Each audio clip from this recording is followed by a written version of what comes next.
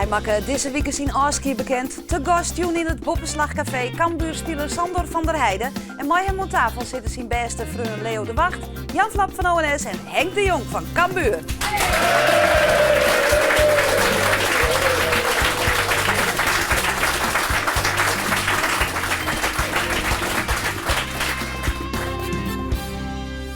En het publiek bestiet jong voor het grootste pad uit voetballers van het treden van de Ljoute Zwelts is altijd gevaarlijk en verskaten verenigings uit alle hoeken van de provincie.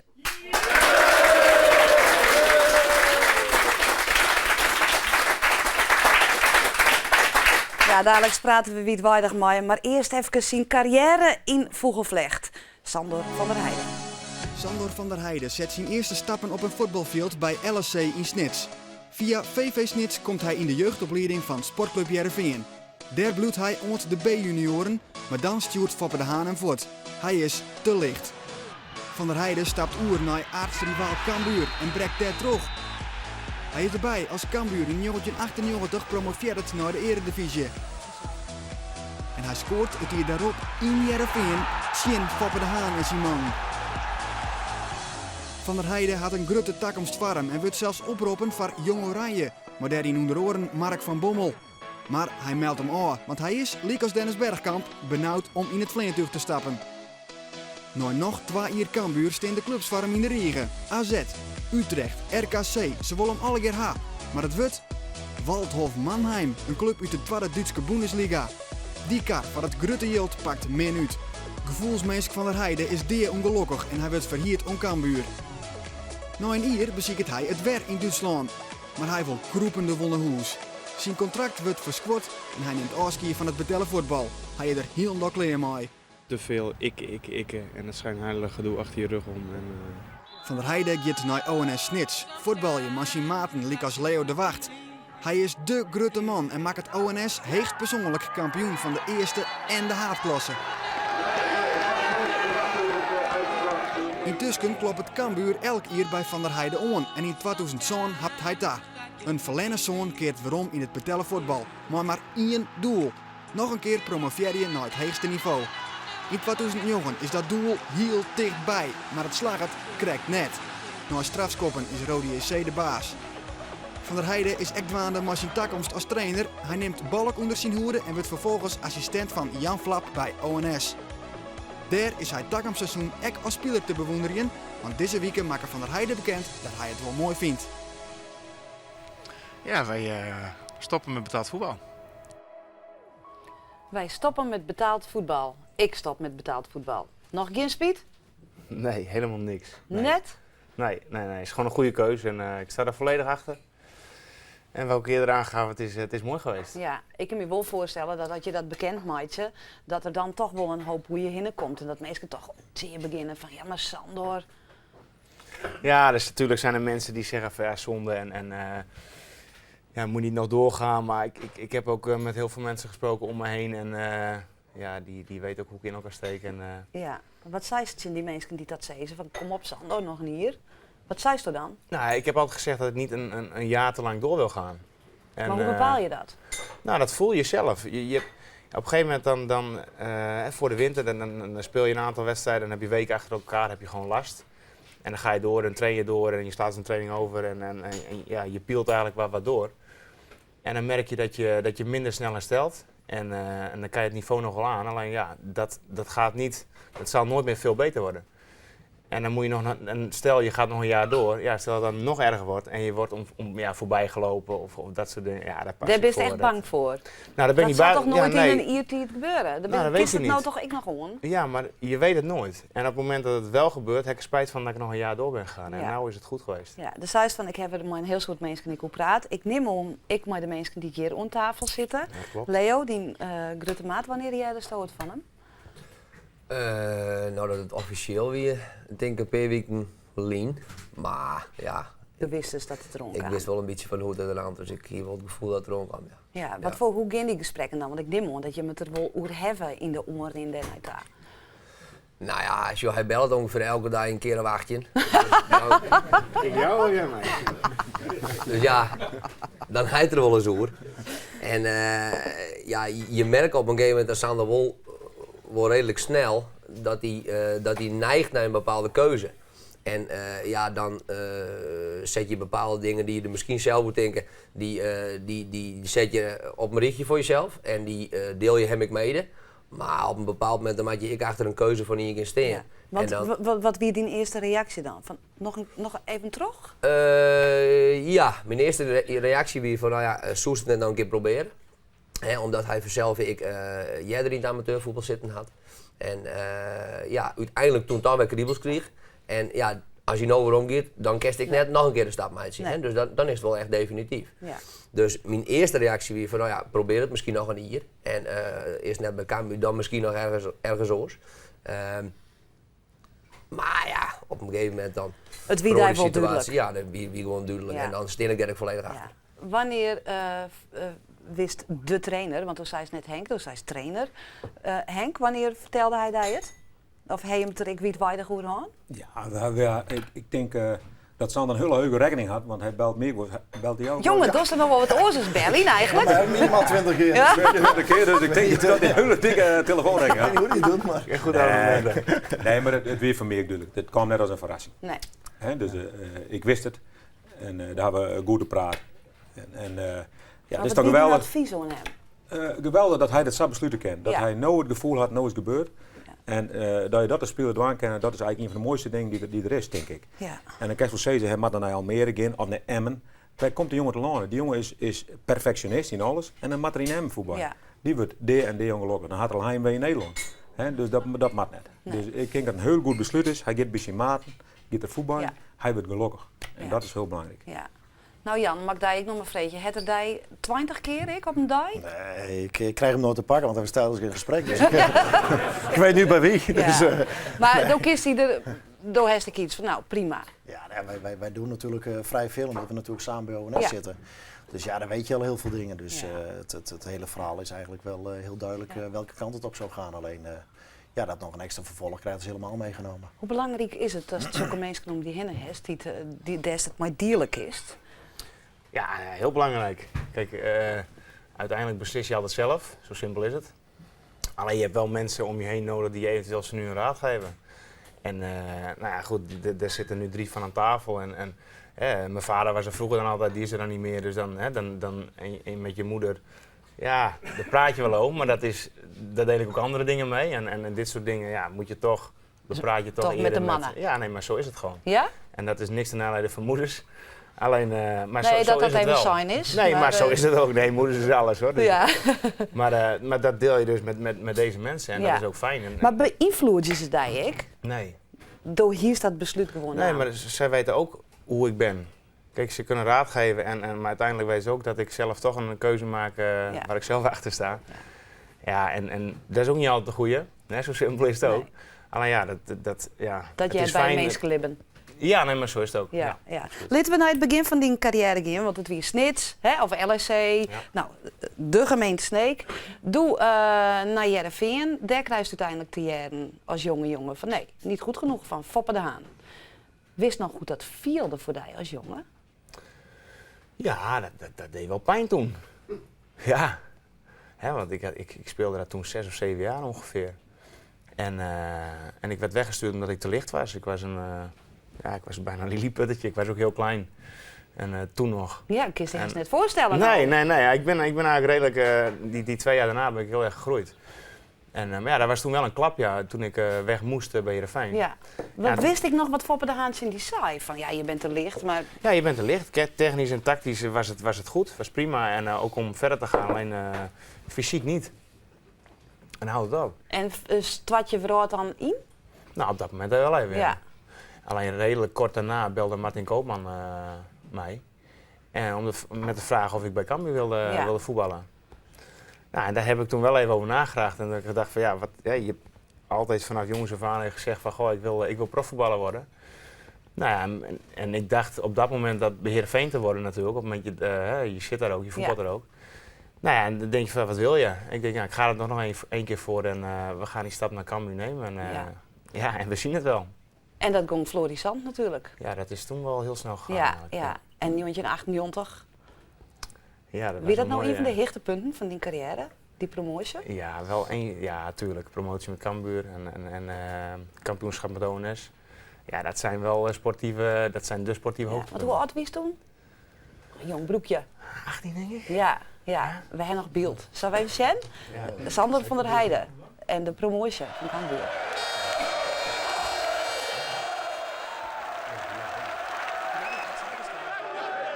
Zal ik het even laten zien? Ja. Eens kijken of je er nog in zit.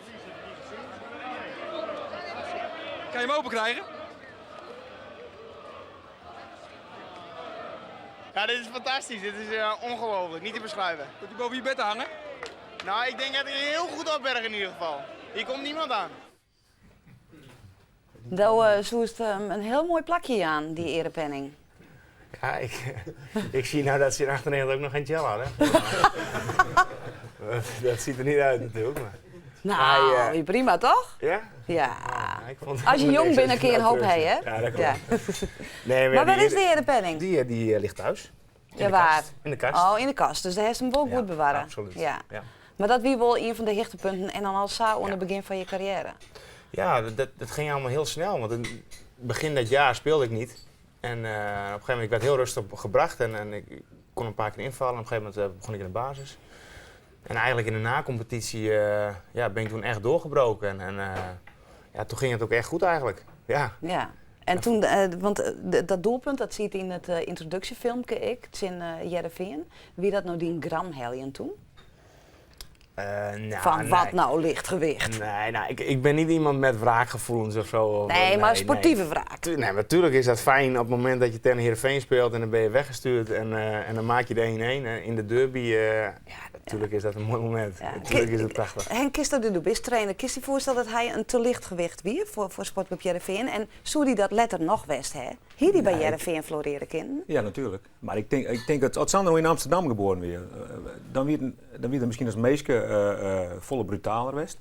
En ik denk dat hij kan gewoon hier bij Ajax spelen misschien wel. Ja. Of hij in Spanje spelen, zo'n voetballer wie hij wel west. Hij is snits is een geweldig plakje Sander, ja, zo bedoel trainer net. Hè. Ja.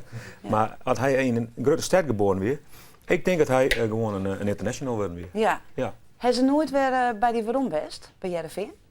Nee. Maar goed, dat was ook niet zo moeilijk, want die stap had ik niet. Die koerst nooit meer, nee, maatje. Nee, dat kon gewoon niet meer. Nee, dat ken niet. Nee. Maar dat kan je dat kon ik ook gewoon niet doen. Voor mijn eigen gevoel niet. Nee. En ook niet naar de mensen in Leeuwarden en de club. Dat kan maar dat is raar kinderen tussenin, want voor hetzelfde geld hij is een sterspeler van Heerenveen West. Ja. Toch, ja. Leo? Ja, fantastisch West. Ja. Ja, daar had hij een aantal keer op de tribune zitten. Ja. Ook. Ja. Nou ja, dat doe ik nooit wel eens, maar...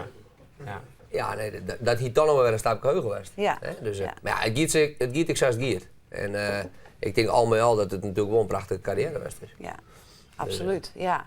Maar goed, wie en ik won. Je hebt de punt, ziet ik al in het begin van het programma. Welke? De periode om Mannheim heen. Dat is toch mooi? Ja, een mooi verhaal. Nou jongen, en we hebben het mooi achter me kon zetten. Ja. Had je me thuis nog begrepen, dan ben je een HGQ. Waldhof Mannheim is de club van Cambuurspeler Sander van der Heijden. Justerjoen het Sander van der Heijden de knoop terughakt. Hij moet alleen nog terug de medische keuring en daarna zal er een handtekening onder het contract zetten. Ben ik er geweest en ik heb met de trainer gesproken toen ook. En dat stond me op zich wel aan. Na Orelwieken liep het voetballer Sander van der Heijden zijn avontuur bij de Duitse club Waldhof Mannheim alweer voorbij. De oudspeler van Cambuur zou nevens de club onwennig wezen. Cambuurspeler Sander van der Heijden maakt toch zijn contract hoor bij Mannheim in de tweede Bundesliga. Dit wist heel zeker, want er is wat een twijfeltrien. Nee, dit besluit staat vast. Van der Heijden zou dit seizoen van de Duitse club Waldhof Mannheim uitkomen, maar daar is er op waarom kwam. Hij zou alweer last hebben van onwennigheid. Ja, we komen nog even waarom op het verhaal van het voetballer Sander van der Heijden. Hij is bot opluchtercijter dat er uit het professionele voetbal stapt is. Hij had benamens zien nocht van alle zaken om het voetbal in hinnen. Gewoon het te egoïstische en te veel ik en het schijnheilige gedoe achter je rug om. En het acteren, gewoon niet jezelf kunnen zijn. In steeds van de profs van Waldhof Mannheim voetbalt hij liever bij de amateurs van ONS Snits. Sander van der Heijden, de BIM-meesken die hij net begrepen. Ja, dat begrijp ik weer. Maar het is heel duidelijk, ik heb hiervoor gekozen en ik ben nou gelukkig. Sander, ik ben nu gelukkig bij ONS. Nou, dat wist hartstikke weer. Maar wat een bizarre toestand. Ja. Mijn Mannheim. Hoe stuurt dat nou een periletter op waarom? Nou, ik vind het wel mooi. Ja. Nee, maar er wordt heel vaak over gesproken en ja, nog steeds wel. Maar het is eigenlijk een heel simpel verhaal. Ik ben er naartoe gegaan en ik heb een contract gezien met een paar bedragen erin. En ik heb daar een contract getekend en ik ging er met mijn volle verstand naartoe. En toen had ik heimwee. Ja. En toen ben ik teruggegaan en toen kon Cambuur mij nog huren voor een jaar. En nou ja, goed, in het jaar daarna, ik had nog een contract in Duitsland. En Cambuur kon mij niet meer huren, dus ik moest terug. Maar dus zei van ik ging voor een bedrag en dat snap ik. Maar wat heeft het met jij als persoon te krijgen? Dat het zo giet? Hoe is je erop waarom? Want ik wil, ja. Ja, maar dat is iets... Ja, je hebt heimwee en er zijn geen medicijnen voor of zo. Maar dat hield ik nog nooit jij aan? Nee. Kijk, en ik wil... Gongs wel eens uit van huis als band? Jawel. Ja? Lekker op vakantie. En ja, maar ja, kijk, 2 jaar is wel wat anders dan even 2 weken. Nou, je is Brechten. Ja, bijvoorbeeld appelska. Nee, maar dat zijn dingen, dat gebeurt. En, maar toen neem ik gewoon het wel als een minder periode ervaren. Nou, vooral omdat iedereen daar een mening over had. Ja. Kijk, en het is heel simpel. Iedereen heeft een mening over mij, maar terwijl bijna niemand mij kent. En hoe ken dat? Nou ja, lees die kennen dan? Nee, maar ken jij mij persoonlijk? Nee, ik ken jij persoonlijk, maar ik weet net wat die... nee, precies. Maar iedereen heeft wel een mening, zeg maar, over je. En in het begin denk je van, nou, weet je wat, laat maar, ja, en doe je verhaal. Maar na 100.000 keer denk je van, weet je wel, ik ben er wel klaar mee. Ja, je hebt ook gevoel en daar heb je geen zin meer in. Nee, want dat is wat hij zat in het borstuiten van dat ik en altijd die meningen om mij. Dat was echt de voetballerij toen, dat ik zelf, ik was ook jong. En ik durfde niet zoveel te zeggen. En terecht, want je moet het laten zien. Alleen er gebeuren wel dingen, zeg maar, die mij niet zinden. En dat nam ik mee naar huis en daar praat ik niet over. En dat vond ik toen heel moeilijk, ja. En daar was ik op een gegeven moment ook klaar mee. Ik denk van ja, ik heb hier helemaal geen zin meer in. En hoe heeft hij daar weer doorheen gezet dan? Nou, op een gegeven moment, kijk, ik ben toen gestopt de eerste keer en ik heb gezegd van ja, ik heb geen zin meer om te voetballen, want ik voel me niet prettig. En als iemand normaal aan het werk is, een normale maatschappij, en die vindt het niet leuk, dan gaat hij ook op zoek naar wat anders. Ja. En dat ben ik ook gaan doen. Ja, dus de dacht van, hup, ik zie je wat oors. Ja, kijk, en toen ben ik gewoon aan het werk gegaan en een hartstikke goede tijd gehad, mooie periode. Lekker bij ONS gevoetbald. Ja, en dan word je wat ouder en dan kreeg ik nog een keer de kans. Hè. De Cambuur heeft dan redelijk vaak heeft hij nog gevraagd of ik er wat voor voelde. Nou, op een gegeven moment voelde ik er weer wat voor en zijn we in gesprek gekomen. En toen heb ik gewoon vanaf dat moment alles gezegd. Als me iets dwars zat, zei ik het gewoon. Ja. En dat is ook niet altijd goed, maar goed, je bent het wel kwijt. Ja. Had hij toen ik een hoop met die bellen? In de Mannheim-periode? Op zich was dat nog wel een grappig verhaal. Ik weet nog dat wij toen op een teaser Janne gingen een groot feest. Iedereen persoonlijke dingen, maar neem al je emoties en afschiet nemen en bla bla bla. En ik kom weesjes, de dag daarna kwam ik weer om van mijn werk. En telefoon, Sander, ik kom weer terug. De volgende dag? De volgende dag. Ik zei, wat gaan we nou? Ja, ik zei nee, maar het zit me voor gemeten. En dus toen weer het eigenlijk wel klaar. Hij letterlijk bij de Mjorden omheen. Ja, dus, Nou ja, goed, daarna is het al volle beter gaan. En hoe zoen je hem Sander nou omschreeuwen wel en Jan als voetballer? Wat maakt het hem zo uniek? Henk, daar beter die vraag maar dat kist al ook. En Henk die werkt al een tijdje met. Ja, dus, maar wat maakt het hem zo uniek? Vul me kort aan. Hij is geniaal, maar hij is net makkelijk. En waarin is hij net makkelijk? Vooral net voor hemzelf, laat me dat eerst maar beginnen. Vooral net voor hemzelf. Maar hij ken ik altijd als hij hem in is, dan ken je het ik blikken letten. Ja. En daar kan zich soms even moeilijk op zetten. Dus hij is net makkelijk. Voor is je nog beter net. Ja, maar dat had met geniale meesten te maken. Ja. En dat lijkt net aan de trainer aan mij net, of aan Alfons net, of de vorige trainer. Als hij met Cruijff werkt hij zo en hij is 2 geniale meesten, dan ben ze gek van elkaar. Ja. Dus dat maakt niks uit meer weten. Nee, dus maar hij is geniaal. Maar net makkelijk. En het dat hem in de waai zitten? Best het ermee in Sander of zeg je verkeerde dingen? Nee, anders haak je gelijk in. Zit dat je dan in de waai in je carrière? Het had hem wel in de waai zitten, ja. Ja, dat denk ik wel. Hij is moeilijk voor hemzelf geweest. In zijn carrière. Ja. Hè? En dat had hem wel bosje in zitten. Maar hij had ook fantastisch mooie dingen die Dat zei ik, hij is uniek. En ik hou van unieke mensen. En ik had er geen enkel probleem mee verder. Ik luister even naar de regie. Kun je het even zien, Litte? De doelpunten van Sander? Allemaal? Laat die Nou, drie de maar mooiste. even zien. Laat die 3 maar even zien. Nou nog?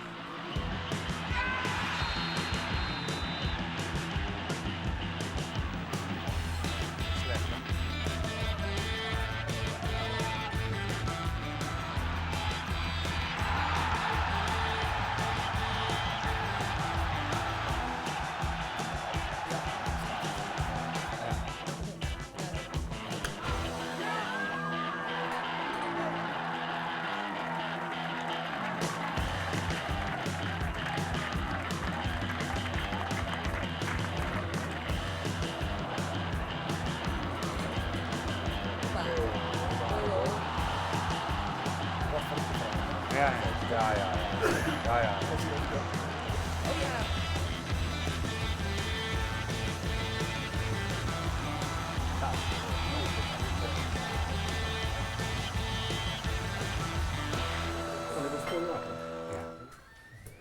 Nou, dat jouw de genialiteit van Sander van der Heijden wil on. Henk zei het hij wel in de wijs zitten. Die karakter, steeds, maar die moeilijke karakter. Viel dat zelf, ik zei? Heeft u eruit hellen wat erin zit?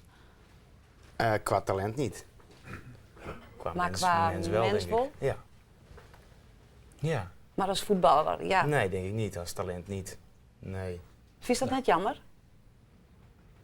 Ja, maar aan de andere kant is het ook zo van, ja, het moet wel kloppen allemaal. Ja. En als het in de bovenkamer, ja, het zit wel goed, maar als je...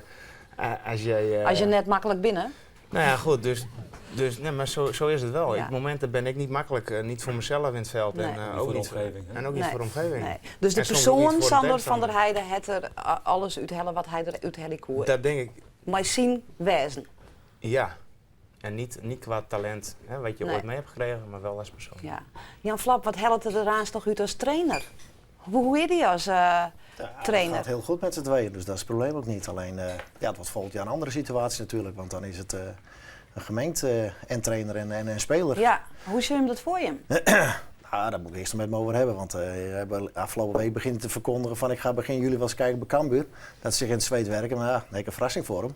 Dan beginnen wij ook. Ja. Dus, Oei. dus Dus het eerste moeilijke gesprek vindt haast op plak. Nee, we hebben dit soort dingen al besproken. En, Ja. Als je met z'n tweeën een bepaald doel wil nastreven, dan moet het altijd goed Maar komen. hoe is er als hem? Want erin is al langer maar, bij ONS. Hoe is hij als trainer? Is het een verlengstuk van zijn spelerschap? Ja, je heeft gewoon heel veel kijken op een spelletje. Ja. En hij kan het goed onder woorden brengen, dus dat is het probleem Ja. ook niet. Dus en dat is mooi als je daar met z'n tweeën datzelfde idee hebt. Dus ja, dan kan je het met een groep ook kan je het goed overbrengen. Dus nee, dat zit wel goed. Ja, want in het veld best ik wel de dirigent en de kijk op het spel, dat is zijn grote kwaliteit? Ja? Hij is ook daar om trainer te worden, vind ik. Ja? Hoe de kijk die erop had. En dat weten wij bij Cambuur ook, hè, want dat is een mooie klaas van de week. We even een stukje in de kranten en dan denk ik, nou jongens, dat is net de realiteit. Cambuur-lid Sander van der Heijden vallen. Er zijn gesprekken om hem maatschappelijk gebied te helpen. Hij kan bij u stage rennen. Hij had er zelf een vrede, wie voeten direct is clear. Dus ja, trainer kan er binnenkomen, maar op oorvlak kan er niet binnenkomen. Ik denk dat we ook daar een seizoen staan, hè, omdat het toch wel eens oors in de publiciteit komt. Ja. En natuurlijk is er altijd wel eens een haatliefde tussen de meesten. Hè, maar we zijn wel wies man. Je bent Wiesman. Nou, dat Ja, vind ik echt... maar- dat is mooi. Hé, krijg je overal... Ja, kriebels van? Krijg je kriebels van? Nou, mooi. Dat begint ik Nee, ook. ja. Maar hoe nemen we afscheid bij Cambuur? Toch nog mooi promotie? Wat denk je? Ja, dat zou wel zo fantastisch wezen, maar... Ja, we moeten wel realistisch zijn. Hè? Ik denk als alles topfit is en we eindigen wel bij de eerste 5, want ik denk dat belangrijk is. Hè, dat je de eerste ronde overslaat. Dan is het puur een loterij en dat heeft iedereen 3 jaar geleden ook gezien in de play-offs toen ook tegen Roda. Dat had zomaar gekund. Ja. Had niemand verwacht. Dus ja, maar dan Maar moet we je wel... gaan ervoor, Ja, zeggen we tuurlijk, nee. tuurlijk. Nou, Ja, we gaan ervoor. Ja, natuurlijk. Zij we is gaan dat. ervoor. Ik wil je hem hartstikke bedanken. En lekker weer met Leo. Dat komt Heerlijk. seizoen, hè? Ja. Want het is het eind van het Bobbeslagcafé. Het zit er weer op. Na je weekend dan zit Arjen de Boer op dit plak. En dan had hij te gast Sven Kramer en Jillet Anema. En Mandy is er weer een reguliere uitsturing. Nou, dadelijk is er Nijse Joet een heel noffelijk uitsturing. Joenta wenske. Doeg. Dat is ook Dat stond er even verkeerd.